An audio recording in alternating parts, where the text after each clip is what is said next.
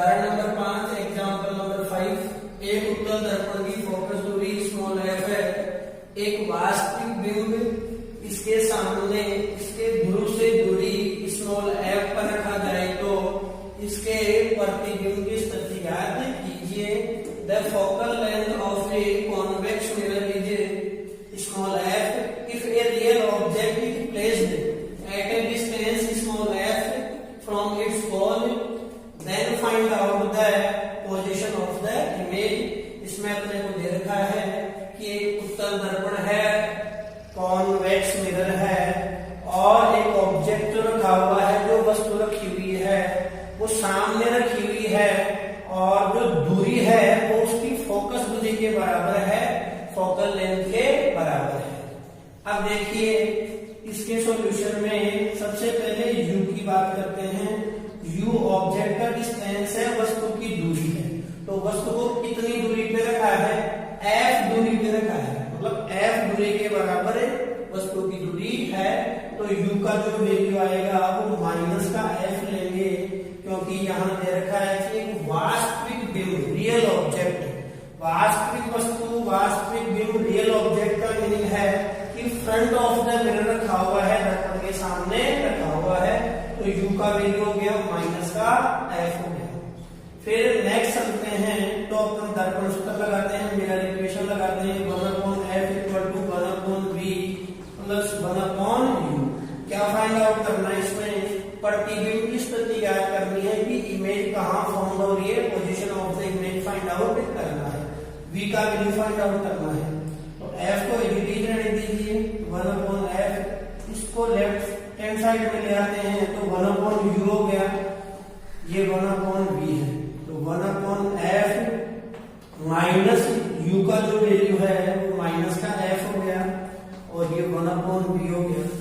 Minus minus plus हो जाएगा तो 1/f plus 1/f equal to 1/v। LCM ले लेंगे, लघुत्तम ले लेंगे f, तो ये 1 + 1 हो जाएगा और ये 1/v हो जाएगा।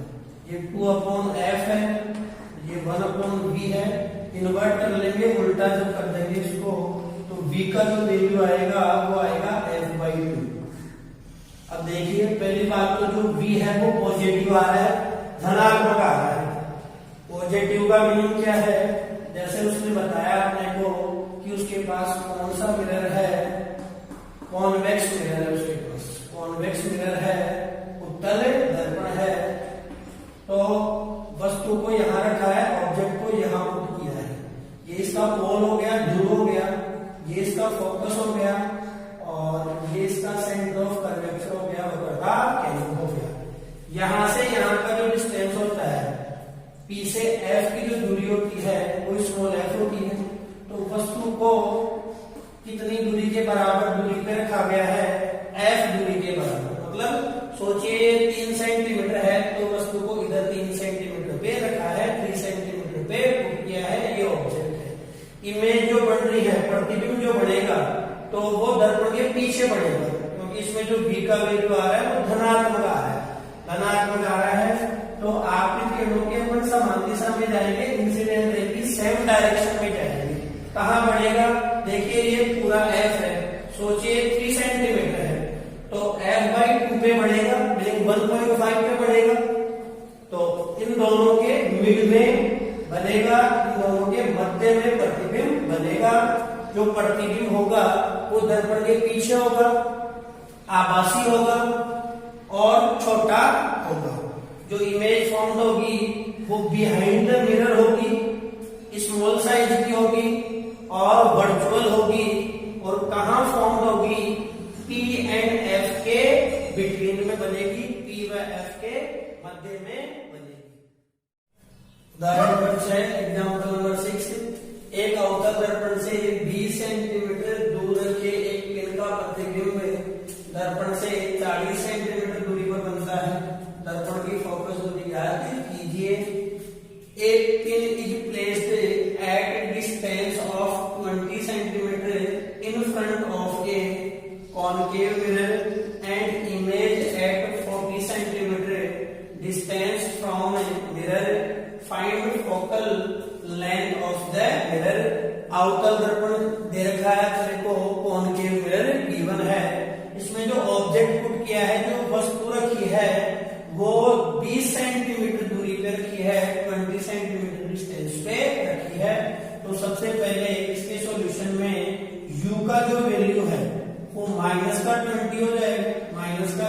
सेंटीमीटर हो गया। फिर आगे चलते हैं, तो जो प्रतिबिंब बन रहा है, जो इमेज बन रही है वो 40 सेंटीमीटर पे बन रही है, तो v का जो वैल्यू हो गया वो माइनस का 40 सेंटीमीटर हो गया। मैं फिर से बता दूं कि अपने पास कॉनकेव मिरर है और उसमें जो ऑब्जेक्ट रखा हुआ है वो 20 सेंटीमीटर पे रखा हुआ है, 20 सेंटीमीटर पे रखा हुआ है front of A concave mirror. अपने पास जो आउटर दर्पण है उसके सामने रखा हुआ है, तो u का जो वैल्यू है वो नेगेटिव में ले लिया, माइनस में ले लिया 20 सेंटीमीटर। प्रतिबिंब जो बन रहा है, इमेज जो फॉर्म हो रही है वो 40 सेंटीमीटर पे बन रही है, तो v का जो वैल्यू ले लिया माइनस का 40 सेंटीमीटर ले लिया। फोकस दूरी ज्ञात करनी है, फोकल लेंथ फाइंड आउट करनी है, वही मिरर फॉर्मूला लगाएंगे, मिरर इक्वेशन लगाएंगे 1/f = 1/v plus 1/u। f का वैल्यू फाइंड आउट करना है, f का मान ज्ञात करना है, बाकी सारे वैल्यूज पुट कर देते हैं, तो v का जो वैल्यू है वो माइनस का 40 हो गया और प्लस u का जो वैल्यू है वो माइनस का 20 हो गया। नेक्स्ट चलते हैं अपने 1/f = माइनस का 1/40 हो गया और ये प्लस और माइनस में माइनस लिख दो, माइनस का 1/20 हो गया। 1/f = इसका एलसीएम ले लिया, लघुगम ले लिया, 40 हो गया, वो इसका डिवाइड करेंगे 1 टाइम, 1 से मल्टीप्लाई होगा, माइनस का 1 ये 2 टाइम हो गया, तो 1/f = आया माइनस का 3/40। इन्वर्ट कर देंगे, जब उलट देंगे इसको तो माइनस का 40/3। f का जो वैल्यू निकल के आएगा वो आ रहा है माइनस का 13.33 सेंटीमीटर होगा। नेगेटिव आ रहा है, ये ऋणात्मक आ रहा है, क्योंकि अपन जानते हैं कि जो आउटर दर्पण है, जो कॉनकेव मिरर है, उसकी जो फोकस दूरी होती है, फोकल लेंथ होती है, वो नेगेटिव होती है।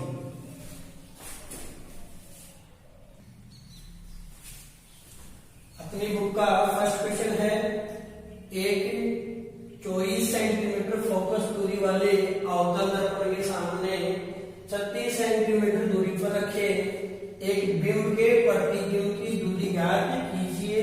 An object is placed eight 36 centimetre in front of A concave mirror of focal length 24 centimetre. Find the distance of image formed. अवतल दर्पण दे रखा है, कॉनकेव मिरर गिवन है, तो जो फोकल लेंथ है उसकी जो फोकस दूरी दे रखी है उसका जो वैल्यू है, उसका जो मान है वो 24 सेंटीमीटर है, 24 सेंटीमीटर है, तो जो f का वैल्यू हो गया, f का जो वैल्यू है वो माइनस का 24 सेंटीमीटर हो गया। फिर आगे चलते हैं कि जो वस्तु है, जो ऑब्जेक्ट पुट किया हुआ है वो कितने डिस्टेंस पे रखा हुआ है, 36 सेंटीमीटर पे रखा हुआ है, 36 सेंटीमीटर पे रखा हुआ है, तो u का वैल्यू हो गया, फ्रंट में रखा हुआ है, वो फ्रंट ऑफ द मिरर है, तो u का वैल्यू नेगेटिव हो गया, माइनस का हो गया, 36 सेंटीमीटर हो गया। मैं फिर बता दूं कि अवतल दर्पण है, कॉनकेव मिरर है, तो उसका जो फोकल लेंथ होता है, फोकस दूरी होती है, वो नेगेटिव होती है, ऋणात्मक होती है, तो f का वैल्यू माइनस का 24 सेंटीमीटर हो गया। फिर जो ऑब्जेक्ट रखा है वो सामने रखा है, वस्तु रखी है सामने रखी है, कितनी दूरी पे रखी है, 36 सेंटीमीटर पे, तो जब भी object front of the mirror होगा, दर्पण के सामने होगा, तो u का वैल्यू भी नेगेटिव आएगा, माइनस में आएगा, तो u का वैल्यू आ गया माइनस का 36 सेंटीमीटर। अपने को प्रतिबिंब की दूरी ज्ञात करनी है, इमेज कहाँ फॉर्म होगी उसका डिस्टेंस फाइंड आउट करना है, तो f का वैल्यू फाइंड आउट, वो v का वैल्यू फाइंड आउट करना है। तो मिरर इक्वेशन लगाते हैं, दर्पण सूत्र लगाते हैं, 1/f = 1/v + 1/u। v find out करना है तो इसको मैं लेफ्ट हैंड साइड में ले आता हूं, तो 1/f - 1/u = 1/v।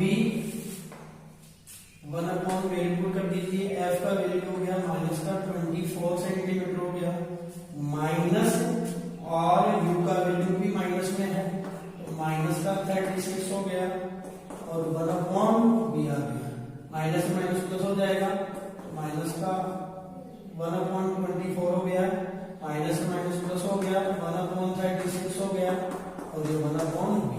जब इनका एलसीएम ले ले, लघुत्तम ले ले तो 72 हो जाएगा, ये 3 टाइम हो जाएगा, माइनस का 3 और ये प्लस का 2, ये आ गया 1/v हो गया।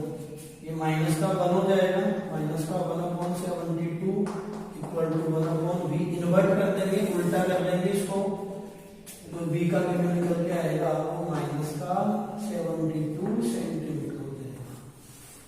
देखिए v का जो मान आ रहा है वो ऋणात्मक आ रहा है, v का जो वैल्यू आ रहा है वो नेगेटिव आ रहा है।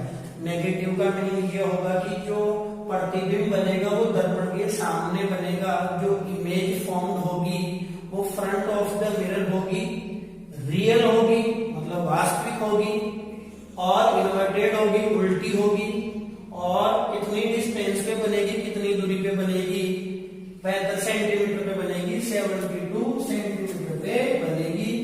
ये अपने पास कौन सा है, आउटर दर्पण है, कॉनकेव मिरर है। इसके फ्रंट में ही ऑब्जेक्ट रखा हुआ है, और जो इमेज बनेगी, प्रतिबिंब बनेगा वो भी फ्रंट में ही बनेगा। इसके पोल से, इसकी ध्रुव से कितनी दूरी पे बनेगा, 65 सेंटीमीटर पे बनेगा, 72 सेंटीमीटर पे बनेगा, फ्रंट ऑफ द मिरर। मतलब जिधर ऑब्जेक्ट है उधर ही अपने पास इमेज फॉर्म होगी, जिधर वस्तु है उधर ही प्रतिबिंब बनेगा। नेक्स्ट है प्रकाश का अपवर्तन, रिफ्लेक्शन ऑफ लाइट। जब कोई प्रकाश किरण एक माध्यम से दूसरे माध्यम में प्रवेश करती है तो वह अपने मूल मार्ग से विचलित हो जाती है। मूल मार्ग से विचलित होने की घटना को प्रकाश का अपवर्तन कहते हैं। Reflection of light is the phenomena of change in the path of light when it goes from one medium to another. अब देखिए रिफ्लेक्शन में अपन ने ये बताया, अपवर्तन में ये बताया कि जब प्रकाश किरणें एक माध्यम से दूसरे माध्यम में प्रवेश करती है तो वह अपने मूल मार्ग से विचलित हो जाती है। कई बार ऐसा भी होता है कि जब वह अपने मूल मार्ग से विचलित नहीं होती है फिर भी अपवर्तन होता है। तो अपवर्तन की एक परिभाषा और बना सकते हैं अपन कि जब कोई प्रकाश किरण एक माध्यम से दूसरे माध्यम में प्रवेश करती है तो उसकी चाल बदल जाती है। कई बार ऐसा होता है कि वह अपने मूल मार्ग से विचलित हो जाती है, और कई बार ऐसा होता है कि वह अपने मूल मार्ग से विचलित नहीं होती है, लेकिन जो चाल है, स्पीड है, वो ऑलवेज चेंज होगी। चाल जो होगी वो हमेशा परिवर्तित होगी।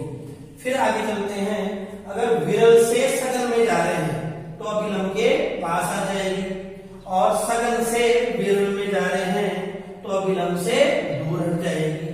जब लाइट रेयर मीडियम से डेंसर में एंटर करेगी तो नॉर्मल के क्लोजर आ जाएगी, और जब डेंसर से रेयर में एंटर करेगी तो नॉर्मल से आगे हो जाएगी।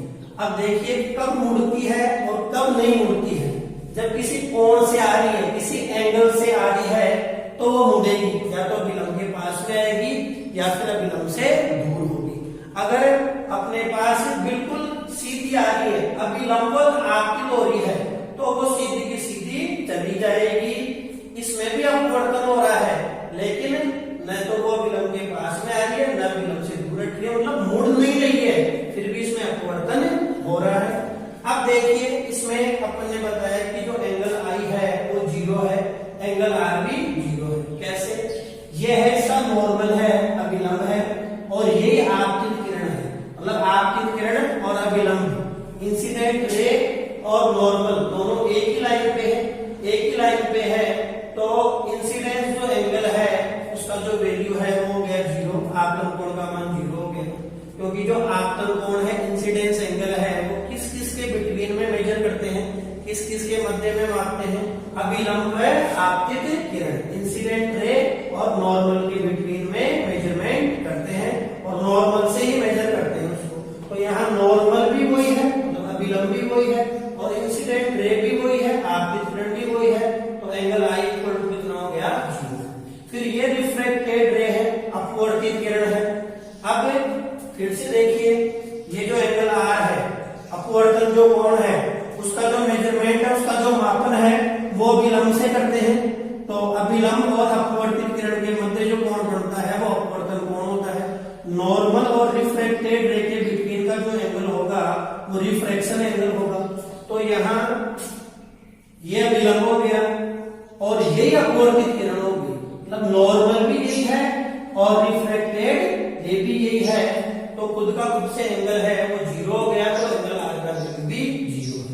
अब नेक्स्ट चलते हैं इसमें कि क्या क्या बदल जाएगा, क्या क्या नहीं बदलेगा। तो जैसे अपन ने परावर्तन में पढ़ा था कि प्रकाश की जो चाल होती है, स्पीड ऑफ लाइट होती है, उसमें कोई चेंजेस नहीं होता है, चाल में कोई परिवर्तन नहीं होता है। दूसरा अपन ने बताया था कि तरंगदैर्घ्य में भी कोई परिवर्तन नहीं होता है, जो वेवलेंथ था उसमें भी कोई परिवर्तन नहीं हुआ था। तीसरा अपन ने वहां पढ़ा था कि आवर्ती में भी कोई परिवर्तन नहीं होगा, अपने पास फ्रीक्वेंसी में भी कोई चेंजेस नहीं हुआ था। ये अपन ने रिफ्लेक्शन में देखा था। बस वहां अपन ने ये देखा था कि तीव्रता बदल जाती है और आयाम भी बदल जाता है। अब यहाँ अपन बात करते हैं, तो यहाँ अपने पास एक तो जो चाल होगी, जो स्पीड होगी, जो चाल होगी, स्पीड होगी, वो चेंज हो जाएगी, वो बदल जाएगी। क्यों चेंज हो जाएगी, क्यों बदल जाएगी? क्योंकि यहाँ माध्यम चेंज हो गया, यहाँ मीडियम चेंज हो गया। तो मीडियम चेंज होने से, माध्यम बदलने से चाल बदल जाएगी। दूसरा बात करते हैं तरंगदैर्घ्य की बात करते हैं, वेवलेंथ की बात करते हैं अपन। तो वेवलेंथ भी अपने पास चेंज हो जाएगी, जो वेवलेंथ है वो भी अपने पास चेंज हो जाएगी, क्योंकि जो तरंगदैर्घ्य है वो भी माध्यम पे निर्भर करता है। तीसरी बात करते हैं आवर्ती की बात करते हैं, फ्रीक्वेंसी की बात करते हैं। तो आवर्ती में कोई परिवर्तन नहीं होगा, फ्रीक्वेंसी में कोई चेंजेस नहीं होगा। मैंने पहले भी बताया था, ये स्रोत का मूल गुण होता है, ये सोर्स की प्रॉपर्टी होती है फ्रीक्वेंसी, आवर्ती। तो आवर्ती में कोई परिवर्तन नहीं होगा। तीव्रता फिर बदल जाएगी, तीव्रता घट जाएगी, इंटेंसिटी है वो डिक्रीज हो जाएगी, इंटेंसिटी जो है वो डिक्रीज हो जाएगी। डिक्रीज क्यों हो जाएगी, तीव्रता क्यों घट जाएगी? क्योंकि देखिए, जब भी अपवर्तन हो चाहे परावर्तन, हमेशा तीन फिनोमेना होते हैं, तीन काम होते हैं। जैसे मान लो ये आपकी किरण है, तो कुछ पार्ट तो रिफ्लेक्ट हो जाएगा, कुछ पार्ट तो, कुछ भाग तो परावर्तित हो जाएगा, कुछ भाग इसमें एब्जॉर्ब हो जाएगा, अवशोषित हो जाएगा सरफेस में, सतह में, और कुछ भाग का अपवर्तन कह दीजिए या ट्रांसमिशन कह दीजिए, पारगमन कह दीजिए, कि कुछ भाग का ट्रांसमिशन हो जाएगा, पारगमन हो जाएगा। तो हमेशा तीन काम होंगे। थोड़ा सा ऐसा याद रखिए उसको, रेट, RAT याद रखिए। R का मतलब है रिफ्लेक्शन, परावर्तन, A का मतलब है एब्जॉर्प्शन, अवशोषण, T का मतलब है ट्रांसमिशन, पारगमन। हमेशा तीन काम होंगे, चाहे अपवर्तन हो चाहे परावर्तन हो। तो यहाँ अपने पास जो है तीव्रता घट जाएगी। तीव्रता घटने का कारण क्या है कि कुछ भाग का तो क्या हो गया, परावर्तन हो गया, कुछ पार्ट तो रिफ्लेक्ट हो गया और कुछ पार्ट एब्जॉर्ब हो गया, अवशोषित हो गया। तो इस रीजन से, इस कारण से इंटेंसिटी डिक्रीज हो जाएगी, तीव्रता कुछ घट जाएगी। नेक्स्ट अपन बात करते हैं, इसको एग्जाम्पल से समझते हैं, उदाहरण से समझते हैं।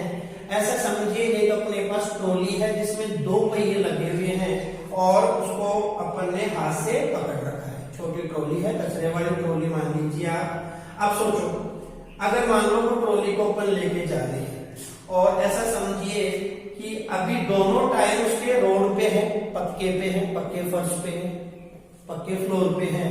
अब सोचो, एक टायर कच्चे में आ गया, उसमें एक टायर कच्चे में आ गया, तो जो टायर कच्चे में आ गया उसकी स्पीड कम होगी, वो धीमा चलने लग जाएगा, और जो रोड पे है उसकी स्पीड उतनी ही रहेगी, वो तेज चलेगा। तो सोचो, ट्रॉली ऐसे जा रहे थे, ये वाला टायर कच्चे में पड़ा तो ट्रॉली ऐसे घूम गई। अब सोचो, वापस ट्रॉली जा रही है, ये वाला टायर कच्चे में पड़ गया उसका, तो इस वाले टायर की जो स्पीड है, इस वाले टायर की जो चाल है वो कम होगी, और इस वाले टायर की जो चाल है वो उतनी है। तो ये टायर कम दूरी तय करेगा, कम डिस्टेंस ट्रेवल करेगा, और ये ज्यादा करेगा, तो ट्रॉली ऐसे घूमगी। अब सोचो, वापस ट्रॉली को ले जाते हैं, ट्रॉली जा रही है। अब सोचो, दोनों टायर अभी रोड पे हैं, अब दोनों टायर एक साथ कच्चे में आए, एक साथ जब कच्चे में आएंगे तो दोनों की स्पीड जो चेंज होगी वो एक साथ होगी, दोनों की जो चाल बदलेगी वो एक जैसी बदलेगी, एक जैसा परिवर्तन होगा, तो वो सीधी की सीधी चल जाएगी। तो इसको यही समझ सकते हैं अपन कि अपने पास देखिए, जब तिरछी आ रही है तो मुड़ जाएगी, या तो विलंब के पास में आ जाएगी या विलंब से दूर हो जाएगी। अब देखिए, ये वो उदाहरण है जब दोनों टायर एक साथ कच्चे में आ रहे हैं,